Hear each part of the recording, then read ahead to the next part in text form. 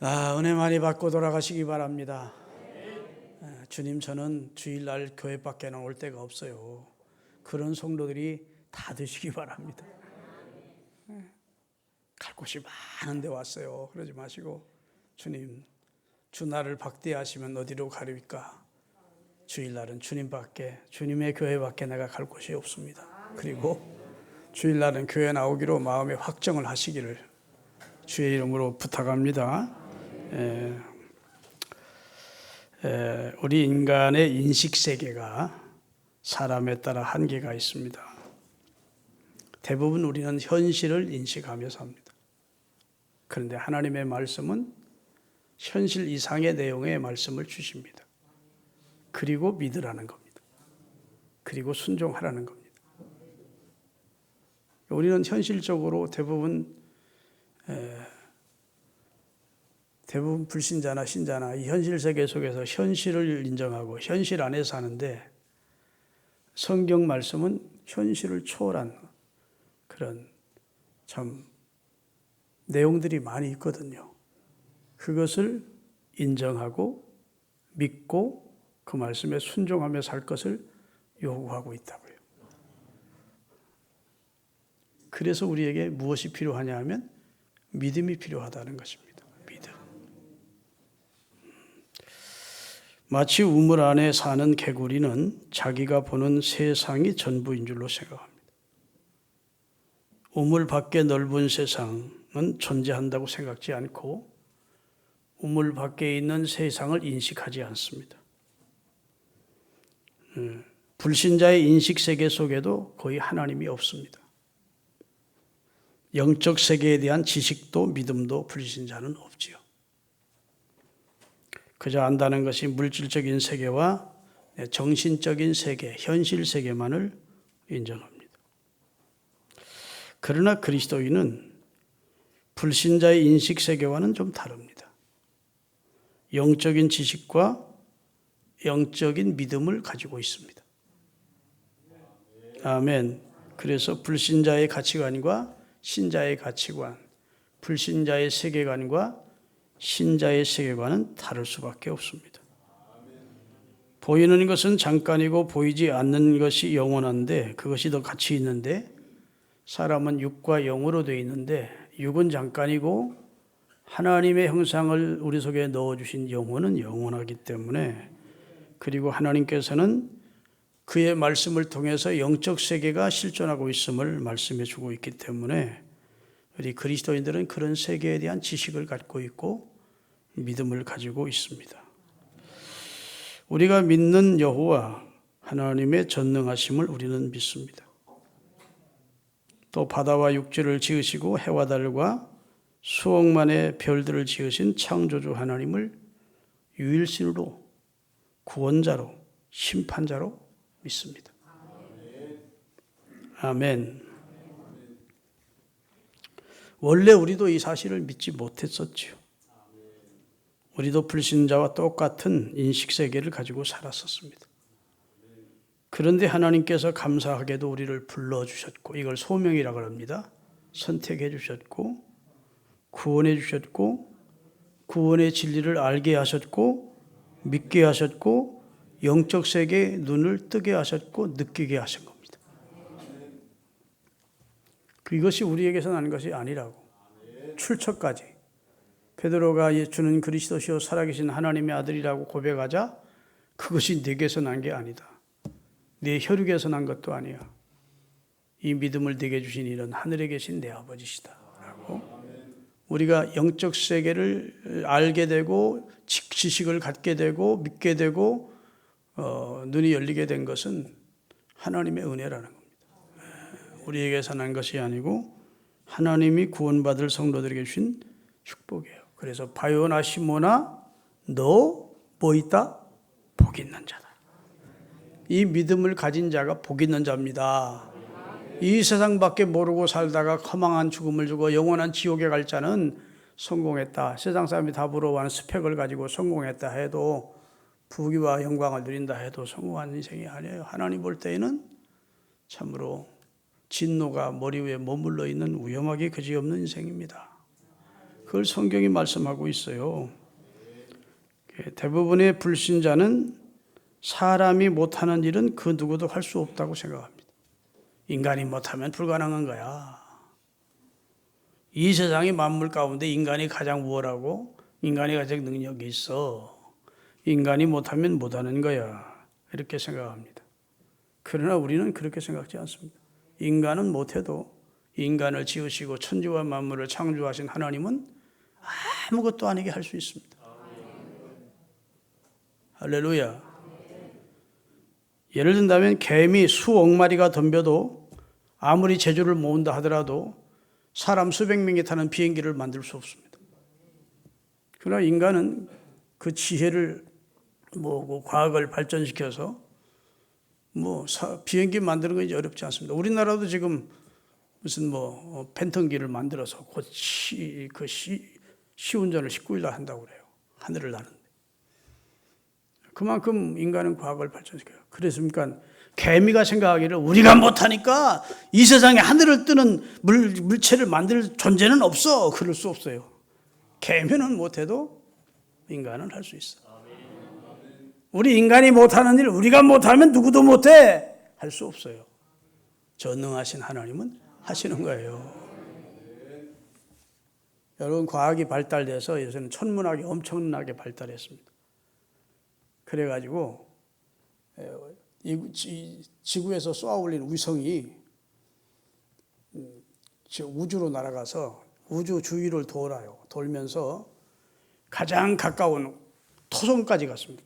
토성이라고 하는 것은 지구보다 수백 배 큰 속성이에요. 토성 근처에 가서 토성에 약 300만 킬로 떨어진 곳에서 지구 쪽을 향해 사진을 찍은 것이 나사라고 하는, 나사 아시죠? 나사가 뭐하고 온 건지. 세계 천문학을 좀 미국에 있는 나사 본부에서 그걸 사진으로 찍어가지고 신문에 냈었어요.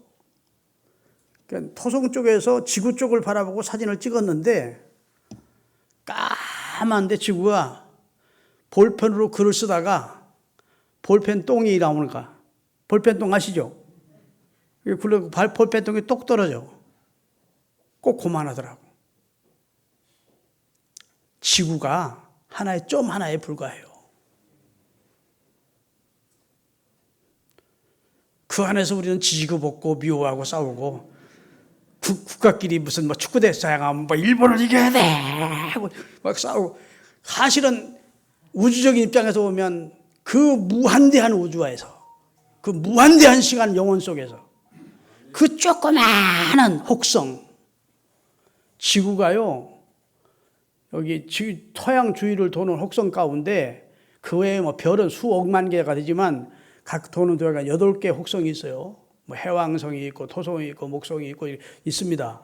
그 가운데 4번째로 커요. 그 외에는 이거 다 초등학교 고학년 되면서부터 중학교 들어가면 다 배우는 내용이야.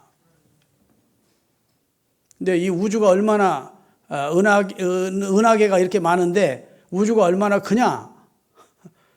이쪽 끝에서 저쪽 끝까지 우주가 길이가 얼마냐 크냐? 빛이 1년 동안 1초 동안 가는 길을 지구를 7바퀴 반을 돈다고 그러는데 은하계 이 끝에서 저 끝까지 가려면 320억 년이 걸린대. 광년, 20억 광년이. 그렇게 큰 우주예요. 근데 하나님께서 이 지구라고 하는 생명체가 있는, 여러분과 제가 생존한 이 지구를 이 우주에 띄워놓으셨어. 아멘 좀 하세요. 이거 과학이지. 꼭 성경만 아멘하지 마시고 그냥 진리 같으면 아멘해. 이 지구라고 하는 공을 딱 띄워놨어요. 약간 기울게, 23.5도로 기울게 띄워놨어요. 축이, 자전축이라고 게 있어요. 그게 북극성을 향하게 돼 있어. 그러면서 돕니다. 이걸 자전이라고 그래. 지구의 힘으로 돌아. 자, 기가 막히지. 엄청난 지구 덩어리가 떨어지지도 않고 무한대한 공간으로 그냥 없어져 버리지 않고 이걸 돌아. 하루에 한 바퀴를 돌아. 에? 그 다음에 한 바퀴를 돌면서 이 공전을 해요. 공전이라는 건 태양을 중심으로 돌아요. 근데 지구가 이렇게 도는 속도가 시속 1600km입니다. 자동차가 빨리 달리면 시속 160km 달려요. 160km 밟아본 사람, 자동차 운전하면서 있을 거예요. 한번 실험해 보기로. 진짜 빠릅니다. 근데 그 10배가 빨라. 그렇게 지구가 지금 돌아요. 그런데 사람이 튕기쳐나가질 않아. 하나님이 인력을 통해서, 만유 인력과 같은 인력을 통해서 딱 중심을 잡아주신 거야. 이야. 그 지구가 스스로의 힘으로 자전을 하면서 이것이 태양을 중심으로 공전을 해요. 그 공전은 얼마나 빠르냐? 23,000km를 돌아, 속도가. 그래서 이게 365번을 돌아와야 1년이 되는 거예요. 근데 이게 약간 계란 모양처럼 이렇게 돼 있다고. 그러니까 태양과 가까워지면 여름이고 태양과 좀 멀어지면 겨울이 되는 것이고, 태양 쪽을 지구가 향해서 비춰주고 있으면 낮인 것이고, 우리는 지금 낮인데 미국은 밤이에요. 제가 일주일에 한 번씩 우리 손자하고 통화를 합니다. 성주, 김선일 전도사 아들. 호주에 살아요. 할아버지! 그러고, 아이고, 우리 성주. 요즘 막 잠바를 얼마나 두꺼운 걸 입고 있는지 몰라. 거기 춥냐? 추워요. 우리가 추울 때는 걔는 남방 입고 있더라고. 난닝구 입고 있고. 우리는 적도를 중심으로 북방, 약간 북쪽에 있고, 그쪽은 남쪽에 있기 때문에 이 지구가 정반대가 되는 거예요. 신비롭죠?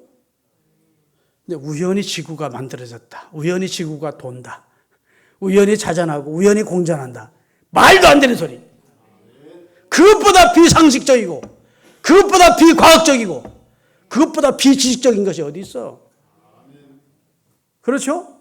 어찌 만드니가 없이, 집을 지은 자가 없이 어찌 집이 존재할 수 있겠느냐고 성경은 말하고 있습니다. 천지를 지으신 자는 여호와시라고. 그 하나님의 능력이 얼마나 크겠느냐 그 말이에요. 그 하나님이 지금 아브라함 보고 말합니다. 야, 주 여호와께 능치 못할 일이 있느냐? 내가 못할 일이 뭐가 있어? 너 부인이 99살이고 네가 이제 내년에 100살 될 텐데, 너 부인이 참 89세고 너는 지금 99세니까 내년에 너는 100살 되고 네 부인은 90살 될 텐데 아들 줄게. 아이고 목사, 아이고 하나님. 야, 내가 못할 일이 뭐 있니? 그러더니 진짜 1년 후에 이삭을 낳게 하신 거예요.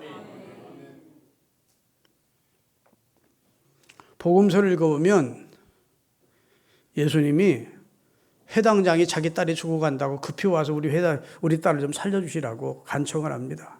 그래 가자 하고 가다가 18년 동안 유출병에, 혈류병에 걸려 죽어가던 여인이 와서 예수님의 옷가를 만지고 믿음으로 치유받는 게 사건을 계기로 지체가 됐어요.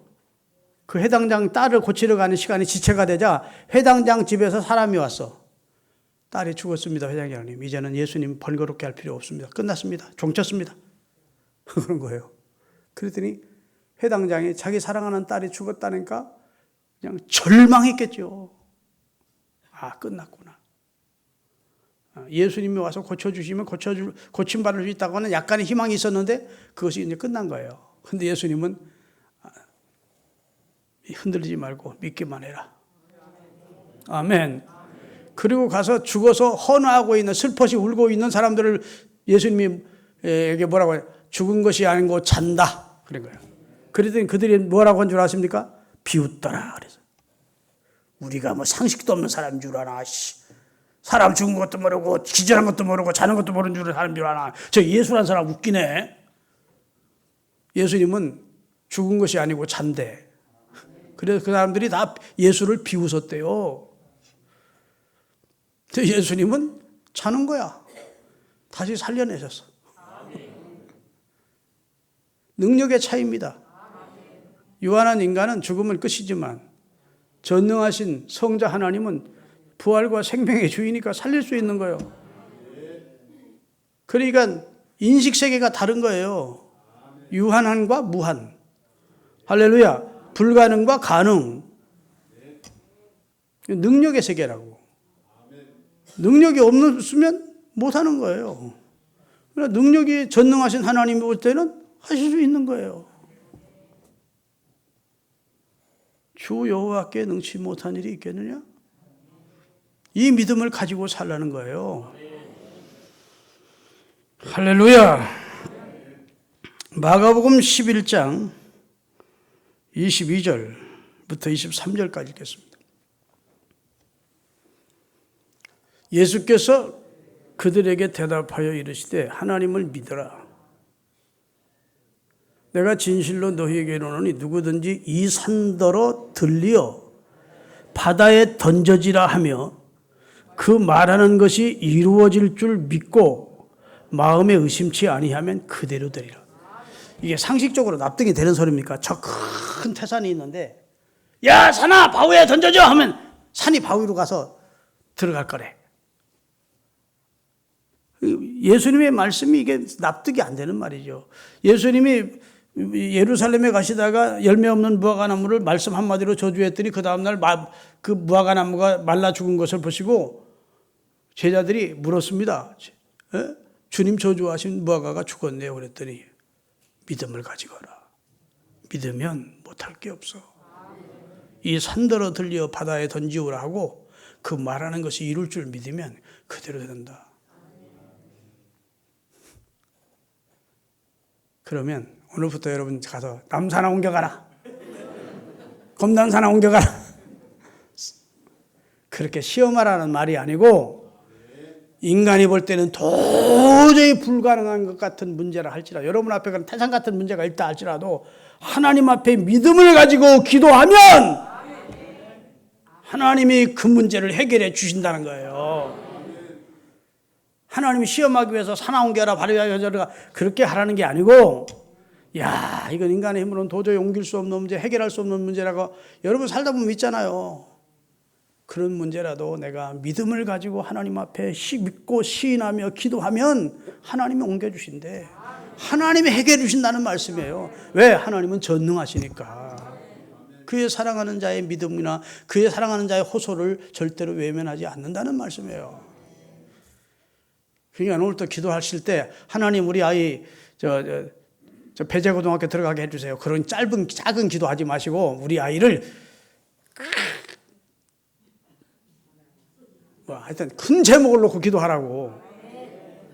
세계를 구원하는 목사님이 되게 해주세요. 하든지 할렐루야. 세계에 가장 위대한 하나님의 에디슨처럼 세계 인류에 공헌하는 사람 만들어주세요. 그런 큰 기도를 제목을 놓고 기도하면 작은 기도는 다 이루어지게 돼 있을 거예요. 아멘. 제가 무슨 뜻인지 아십니까 여러분? 하나님을 믿되 크신 하나님, 전능하신 하나님을 아버지로 믿는 자녀답게 생각하고 말하고 기도하고 행동해야 되지. 야, 나 여호와가 능치 못할 일이 뭐 있니? 너는 왜 그렇게 내 앞에 기도하지 않고 믿음으로 행하지 않고 걱정만 하고 있니?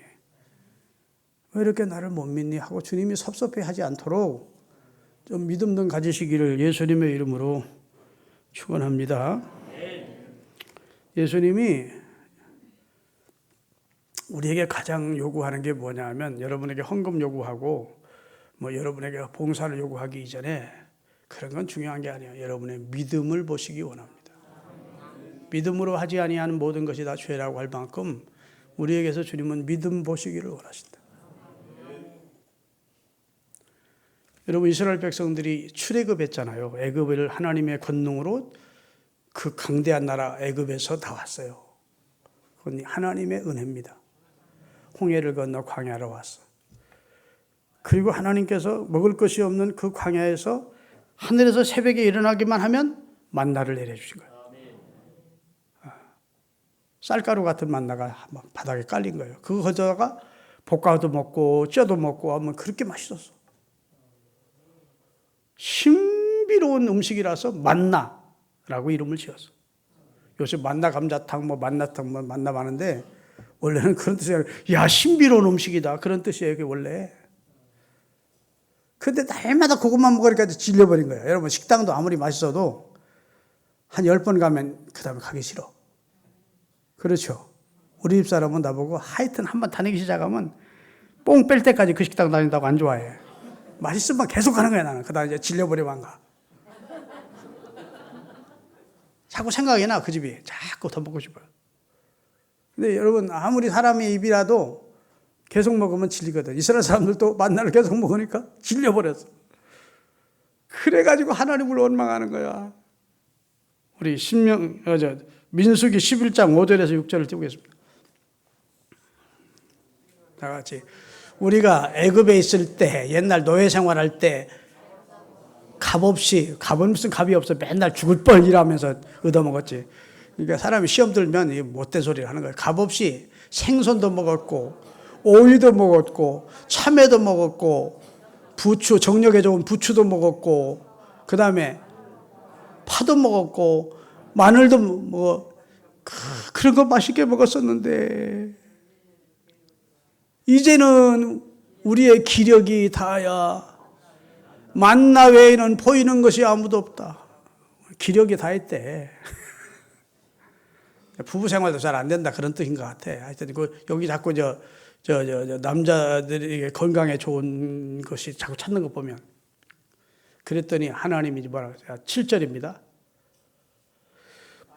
설명을 하면 만나는 가시와 같았고 모양은 진주와 같은 것이었더라. 그 다음에 백성이 두루다니며 그것을 거두어 맷돌에 갈기도 하여며 절구에 찍기도 하고 가마에 삶기도 하여 과자를 만들었으니 그 맛이 기름 섞인 과자 맛 같았더라. 밤에 이슬이 진영에 내릴 때 만나도 함께 하늘에서 하나님이 내려주셨어요. 백성의 온 종족들이 각기 자기 장막 문에서 아이고 파 먹고 싶어, 마늘 먹고 싶어, 생선 먹고 싶어 하고 막 울기 시작했대. 우는 것을 모세가 들으니라. 이러므로 여호와의 진노가 심히 크고 모세도 하나님이 은혜 배은망덕한 이스라엘을 본 겁니다. 이거 노예 생활하던 거 구원해주고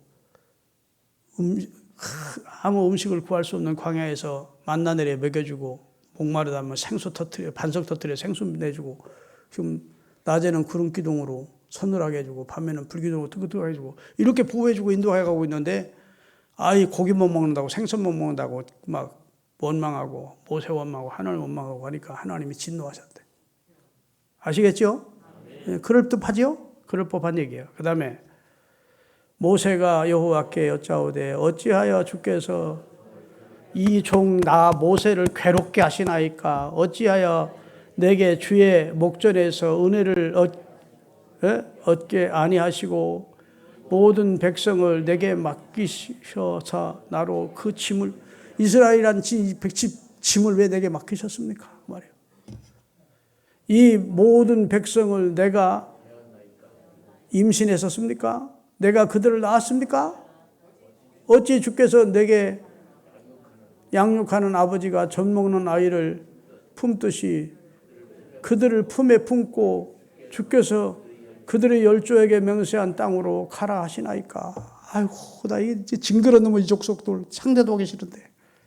내가 이 백성을 낳았습니까? 뺐습니까? 이 백성을 낳으면 무슨 상관이 있다고 껐떡하면 원망하는 이 백성을 인도하라고 하십니까? 막 모세도 화가 나서 하나님 앞에 신경질을 부렸다는 내용이에요. 그럴 수 있을 거예요. 그랬더니 이 모든 백성에게 줄 고기를 내게 어디서 얻으리이까? 그들이 나를 향하여 울며 이르되 우리에게 고기를 주어 먹게 하라 하온즉 책임이 심히 중하여 나 혼자는 이 모든 백성을 감당할 수 없나이다. 하나님 나 지금 너무 지쳤습니다. 그 말이에요. 주께서 내게 이같이 행하실진대 구하옵나니 내게 은혜를 베푸사 즉시 나를 죽여 내가 고난당하면 나 데려가세요. 나 죽여주세요. 그 말이에요. 그 다음에 자 18절입니다. 이거 몇 절 뛰어넘었어요. 주께서 백성에게 이르시기를 너희의 몸을 거룩하게 하여 내일 고기 먹기를 기다리라. 너희가 울며 이르기를 누가 우리에게 고기를 주어 먹게 하랴. 애굽에 있을 때 우리가에게 좋았다 하는 말이 여호와께 들렸으므로 여호와께서 너희에게 고기를 주어 먹게 하실 것이라. 하루나 이틀이나 닷새나 열흘이나 20날만 먹을 뿐 아니라 냄새도 싫어하기까지 징그럽게 먹여줄게 그 말이야. 하여튼 입에서 고기 냄새 나서 다시는 고기 먹겠다 소리 하지 않도록 내가 아주 실컷 먹여줄게. 한 달 동안 먹게 하시리니 이는 너희가 너희 중에 계시는 여호와를 멸시하고 그 앞에서 울며 이르기를 우리가 어찌하여 애굽에서 나왔던고 함이라. 하나님 원망하는 그들을 하나님께서 지금 책망하시는 내용이죠. 그 다음에 자 모세가 이르되 나와 함께하는 이 백성의 보행자만도 몇만? 60만 명인데 주의 말씀이 한 달 동안 고기를 주어 먹게 하겠다 하시오니 그들을 위하여 무슨 떼? 양떼와 소떼를 잡은 적 어떻게 도대체 소, 양 몇 마리 잡아야 이들을 감당할 수 있겠습니까? 그런 소 있지도 않고 양떼 있지도 않은데 바다의 모든 고기를 모은들 저들을 먹일 수 있으리까? 그랬더니 여호와가 뭐라고 하는지 보세요. 여호와께서 모세에게 이르시되 여호와의 손이 짧아졌느냐? 내가 이제 내 말이 내게 응하는 여부를 보여줄게. 야, 내가 손이 짧아? 내가 못할 일이 있어? 그 말입니다. 그러시더니 어떻게 역사하는지 보십시다.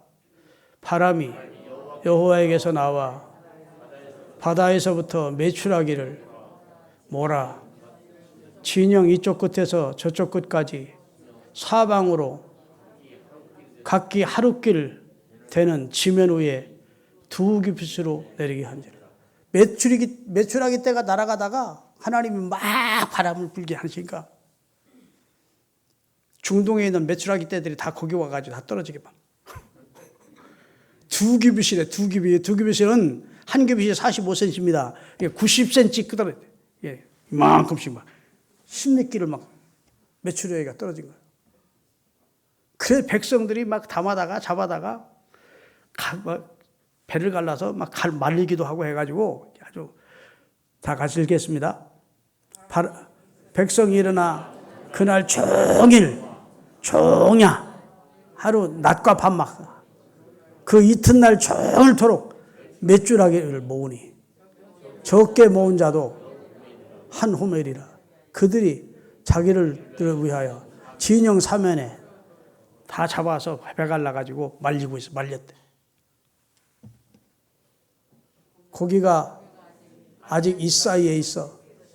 씹히기 전에 여호와께서 백성에 대하여 진노하사 심히 큰 재앙으로 이스라엘을 치셨으므로 그곳 이름을 기브로 핫다와라 하였으니 욕심을 낸 백성을 하나님이 거기서 많이 심판했대요. 하나님이 주시고도 하나님 기분 좋아서 주신 거예요? 마음 상해서 주신 거예요? 하나님의 능력은 보여주시고 원망한 백성들 일부를 하나님이 치셨다는 내용이 기록되어 있습니다. 나는 여기서 주 여호와께 능치 못한 일이 있겠느냐는 말씀과 야 여호와의 손이 짧아졌느냐? 그 말이 참 마음에 와닿습니다. 전능하신 하나님이 못할 게 뭐 있어? 왜 하나님의 능력을 네가 제한해? 따라합시다. 하나님의 능력을 제한하지 말자. 무한하신 하나님의 능력을 우리 인간이 내 인식세계 안에 믿어지지 않는다고 자꾸 제한하지 말고. 요한복음 11장에 보면요. 예수님이 죽은 지 나흘이 된 나사렛의 무덤 앞에 가십니다. 돌을 옮겨 놓으라고 하십니다. 그때 마르다와 마리아가 죽은 지 나흘이 되어 냄새가 나나이다. 따라합시다. 내가 오늘 믿으면 하나님의 영광을 볼 거야. 나는 부활이요 생명이다. 아멘. 내가 네게 요구하는 게 믿음이다. 너는 못하지만 나는 할 수 있어. 능력의 문제예요. 하나님은 전능하시니까. 전능하신 하나님의 아들 예수 그리스도가 믿음을 요구하고 있습니다. 믿으면 하나님의 영광을 본다. 오늘 여러분과 저에게도 하나님은 믿음을 요구하십니다. 하나님의 전능하심을 믿으세요. 하나님의 사랑을 믿으세요. 할렐루야. 하나님의 지혜를 믿으세요. 그걸 제한하지 말고 성경에 있는 그걸 믿고 순종하면 주님의 말씀이 사실이구나. 말씀대로 행하시는 하나님을 더 영광 돌리고 그 하나님을 체험하면서 감사하게 되는 날이 오는 줄로 믿으시기를 주의 이름으로 축원합니다. 여러분 김진홍 목사님이라는 분을 아시죠? 많이 여러분 들어보셨죠?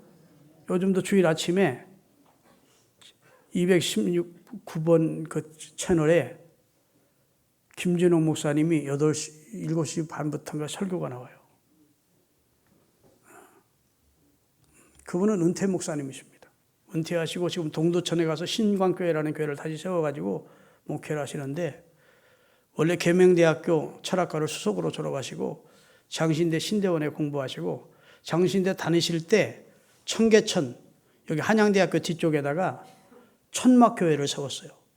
그 이름을 활빈교회라고 했습니다. 활빈교회.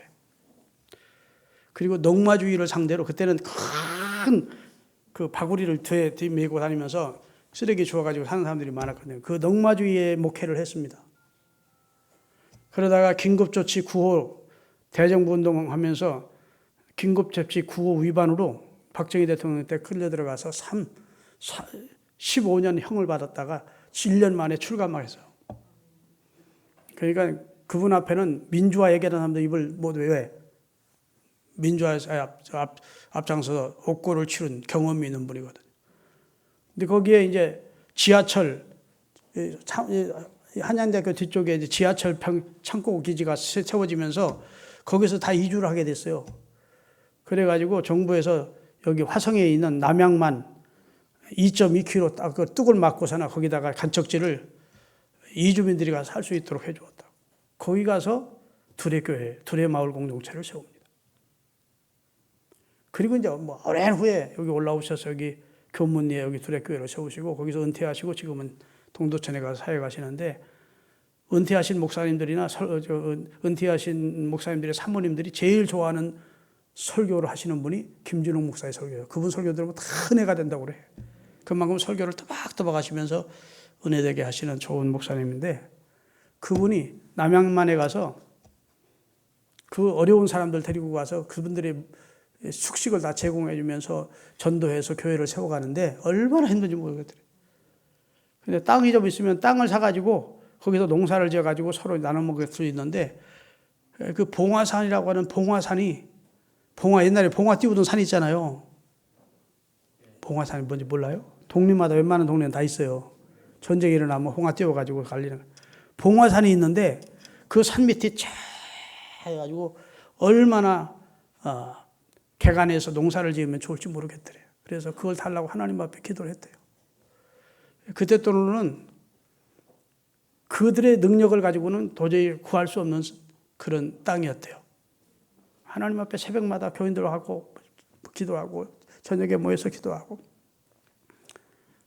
달라고 하는 돈 액수에 10분의 1만 교인들이 조금 십시일반 헌금에 모아놓고 10분의 9는 없는 상태인데도 하나님 앞에 기도를 했대요. 그랬더니 이 김진호 목사님이 기도를 하는데 내일 해결해 주마 하나님 그러시더래. 그날이 주일이었대요. 그런데 아주 금태 안경을 쓴 저 엄장하게 생긴 분이 그 남양만 그 시골 교회를 왔더래요. 예배를 마치고 나서 목사님, 저 미국에서 왔습니다. 저도 미국 어느 교회를 다니는데 하나님께서 이 교회에 갔다 헌금해 주라고 자꾸 기도할 때마다 목사님 이름도 가르쳐 주시고 목사님 교회도 가르쳐 주시고 해서 내가 인터넷 통해서 그 이름과 목사님을 찾아가지고 지금 왔습니다. 하리고 내놓는데 그때 돈으로 2만 불을 내놓더래요. 그 2만 불이면 그 충분히 사고로 남는 돈을. 자기가 기도는 했지만 머리가 쭉 비스더래. 이야, 하나님은 이렇게도 일하시는구나. 여러분, 하나님은 살아계세요. 그를 향하여 구하는 자에게 응답해 주십니다. 전심으로 그를 찾는 자를 하나님께서 위에서 역사하시는 분이 하나님이에요. 하나님의 능력을 제한하지 마시고 한 가지만 더 예를 두고 마치겠습니다. 우리나라의 홍대기 목사님이라는 분이 중국에 가서 선교를 했는데 6.25 사변 끝나고 그리고 나서 은밀하게 그때는 중공이 중공 선교를 반대하는 입장이라서 몰래 들어가서 선교를 했대요. 그 홍대기 목사님이 딸하고 부인을 데리고 들어가서 선교를 하는데 딸이 시집 보낼 나이가 됐는데 중공에 있으면 시집을 보낼 수가 없잖아요. 그래서 대한민국에 부모님이 살고 있어서 애를 데려다 주고 와야 되겠다. 그때 애를 데려다 주고 오려면 중국 돈으로 50원이 들더래. 그 하나님 앞에 50원 달라고 기도를 하기 시작했대. 그 양반은 남의 돈을 꾼 적도 없고 저축해 본 적도 없는 그냥 하나님 주시는 대로 하루하루를 사는 사람이에요. 그러니까 부인도 비웃고 딸도 아버지 돈을 꾸어서 가든지 어떻게 가야지 기도만 하면 되느냐고. 딸하고 자기 부인이 막 핀잔을 더대는데도 하나님은 살아계시니까 기도하세요. 하나님 들어주실 거다. 그리고 기도를 했는데 한 여자 선교사님이 그 이웃 나라인 베트남 쪽에서 선교하던 분인데 찾아왔더래. 대한민국에서 선교비가 왔는데 100원이 왔다. 중국 돈으로. 나 혼자 쓰는 것이 너무 죄스러워서 목사님 술을 왜 일하는 목사님을 절반 나눠 쓰려고 가져왔다고. 50원을 내놓더래. 남의 얘기라도 아멘 좀 해보세요. 안 믿어지는 한 번에. 딸도 놀래고 부인도 깜짝 놀랄 거지.